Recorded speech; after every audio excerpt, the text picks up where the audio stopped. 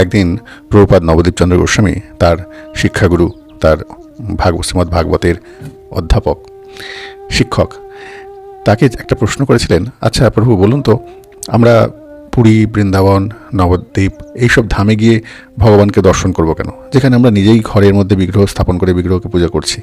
তখন প্রভুপাদ নিশীথ কুমার গোস্বামী একটা খুব সুন্দর মিষ্টি হেসে বললেন যে, দেখ, আমরা ডায়মন্ড হারবারে, দার্জিলিংয়ে সূর্য উদয় দেখতে যাই, তাই না? সূর্যের সুন্দর শোভা ওখানে যতটা সুন্দর দেখায় আমার ঘরের ছাদ থেকে অতটা সুন্দর দেখায় না। ঠিক তেমনি ওই ভগবানকে তার মাধুর্য, তার সৌন্দর্য এবং সবথেকে সর্বোপরি তার ভক্তরা যেইভাবে তাকে সেবা করেছেন, তাই সেই শ্রীধাম বৃন্দাবন, শ্রীধাম নবদ্বীপ, পুরী এবং অন্যান্য যত ধাম রয়েছেন, সেখানে ভগবানের স্বরূপ আরও সুন্দর সুন্দর দেখায় এবং ভক্তের হৃদয়কে আকর্ষণ করে। জয় নিতাই, জয় গৌর।